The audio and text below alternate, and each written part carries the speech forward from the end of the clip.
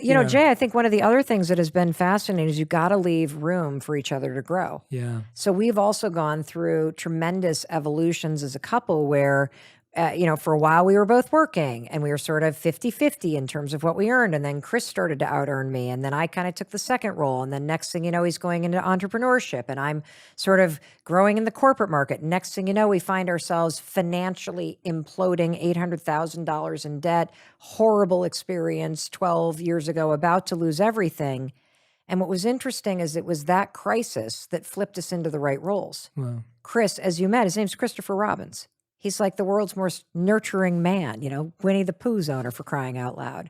He doesn't care about money and building things and fancy stuff. He would live in a yurt if I would want to. I do not. Did you hear that, Chris? I do not. It was through that I discovered my own ambition, that I actually do care about building things. I do want to go out and play that game in business. I freaking love it. And it happened at the perfect time because it was at the moment when we had kids in middle school and they needed somebody more nurturing than me to be home. And they needed somebody. And so our kids have had the greatest gift because they've seen our partnership evolve. They've seen a dad that stayed home for a while. They've seen a mom off in the world building something. And the biggest message is that you're only going to stay together if you continue to talk. Yeah. One of the things that our therapist has said to us that I think about all the time, so steal this. It's really easy when you get along to do the logistics and transactions of life.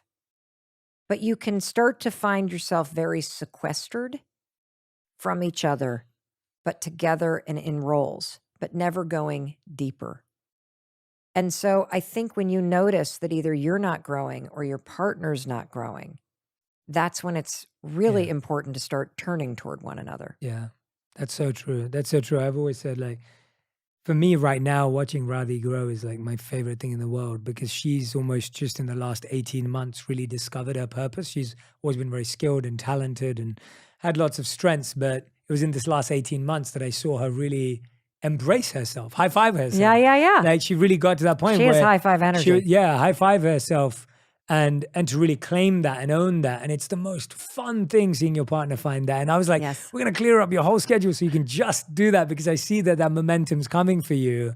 And I think often what it is, and you talk about this, I have a few more questions I want to ask you, but it's this idea of often, even in our partners, you talk about jealousy in chapter 8. You talk about a chapter which you call, Why is Life So Easy for Them and Not for Me? And I've noticed that this sometimes can even creep. I want to talk about it broadly, but it can also creep into our own marriage and relationships. Oh, for sure. Where people think, oh, well, I did. And you know, there's pros and cons to this. So obviously in our life, I was the one who built my purpose and career, and Radhi was building her skills and her strengths.